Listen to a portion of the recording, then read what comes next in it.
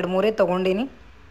ತೊಗೊಂಡು ಬರೋ ಟೈಮಲ್ಲಿ ಇಲ್ಲೊಬ್ಬ ಫಿಶ್ನವ ಏನೋ ಕುಂತಿದ್ನು, ಏನೇನೋ ಹೇಳಿ ತಲೆ ಕೆಡಿಸಿದ್ನು, ಹಂಗಿರ್ತದೆ ಹಿಂಗಿರ್ತದೆ, ಸುಕೂನ್ ಸಿಗ್ತದೆ, ರಿಲ್ಯಾಕ್ಸ್ ಆಗ್ತದೆ ಅಂತೇಳಿ ಆಯ್ತು ನೋಡಿ ಬಿಡಮ್ ಇದೊಂದು ಅಂತೇಳಿಗಿಸಿಂದ ಓಕೆಪ್ಪ ಅಂತಂದು ಫಸ್ಟ್ ಬುಟ್ಟಿಲಿ ಕಾಲು ತೊಳಸ್ತಾನೆ. ಕಾಲು ತೊಳಸಿದ್ದಾದ್ಮೇಲೆ ಸ್ಲೋ ಆಗಿ ಅದ್ರೊಳಗೆ ಕಾಲು ಬಿಡ್ಲಕ್ಕೆ ಹೇಳ್ತಾನೆ. ನನಗರ ಜೀವ ಹೋದಂಗೆ ಅಲತ್ತಿತ್ತು, ಯಾಕಂದ್ರೆ ಫಸ್ಟ್ ಟೈಮ್ ಇತ್ತು, ಹೆಂಗಿರ್ತದೆ ಏನೋ ಎಕ್ಸ್ಪೆರಿಮೆಂಟ್ ಅಂತೇಳಿಗಿಸಿಂದ ಫಸ್ಟಿಗೆ ಕಾಲು ಇಡ್ಲಿಕ್ಕೆ ಅಂಜಿಗೆ ಬರ್ಲತ್ತಿತ್ತು.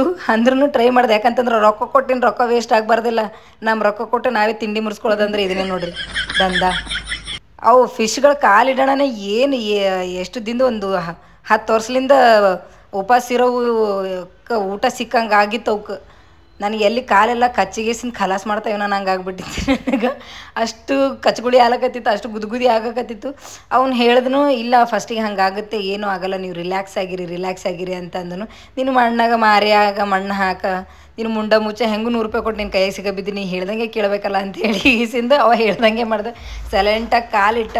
ಆದಮೇಲೆ ಫಸ್ಟಿಗೆ ಗುದ್ಗುದಿ ಆಲತ್ತಿತ್ತು, ಖರೆ ಅಂದ್ರೆ ಅವ ಹೇಳಿದಂಗೆ ಆಮೇಲೆ ಏನೂ ಆಗಲಿಲ್ಲ. ರಿಲ್ಯಾಕ್ಸ್ ಅನ್ಸಕತ್ತಿತ್ತು, ಭಾಳ ರಿಲ್ಯಾಕ್ಸ್ ಅನ್ಸಕತ್ತಿತ್ತು, ಚಂದನೂ ಅನ್ಸಕತ್ತಿತ್ತು. ಹೋಗ್ತಾ ಏನೋ ಒಂದು ಹೊಸಾದ ಎಕ್ಸ್ಪೆರಿಮೆಂಟ್ ಆದಂಗೆ ಅನಿಸ್ಲಾಗತ್ತಿತ್ತು. ಇಲ್ಲಿ ನೋಡ್ರಿ ಮೀನುಗಳು ಅವು ಹೆಂಗೆ ಪಪ್ಪಿ ಇಡ್ಲಾಗತ್ತವ ನನ್ನ ಕಾಲಿಗೆ ಪುಚ್ ಅಂತ ಹೇಳಿಗಿಸಿಂದ ನಾನು ಕಾಲು ಅಲ್ಲಾಡಿಸಿದಂಗೆಲ್ಲ ಓಡಿ ಹೋಲತ್ತಿದ್ದು, ಮತ್ತು ಅಲ್ಲೇ ಬರ್ಲತ್ತಿದ್ವು ಅವು. ಬಟ್